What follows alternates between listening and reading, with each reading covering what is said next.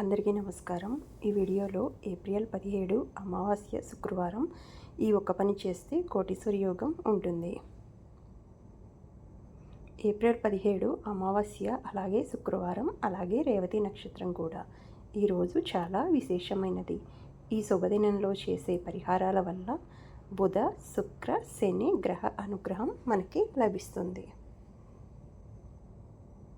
ఈరోజు ఏం చేయాలి అంటే, సమీపంలోని శివాలయానికి వెళ్ళి నవగ్రహ పూజ చేయించాలి. అలాగే నవగ్రహాలు ఉంటాయి కదా, వాటి చుట్టూ కుదిరితే ప్రదక్షిణలు కూడా చేయాలి. నవధాన్యాలు దానం చేయాలి. శివునికి ఏకాదశ రుద్రాభిషేకం చేస్తే అత్యుత్తమ ఫలితం లభిస్తుంది. సాయంత్రం ఇంట్లో లక్ష్మీదేవి ముందు ఉప్పు దీపం వెలిగించాలి. అలాగే కనకదార స్తోత్రం, లక్ష్మీ కుబేర మంత్రం పారాయణం చేయాలి. ఈ విధంగా ఆచరిస్తే మనకి దోషాలు తగ్గి ఐశ్వర్యము మరియు శుభ ఫలితాలు పొందవచ్చు. కావున మనకి కుదిరినవన్నీ చేయండి.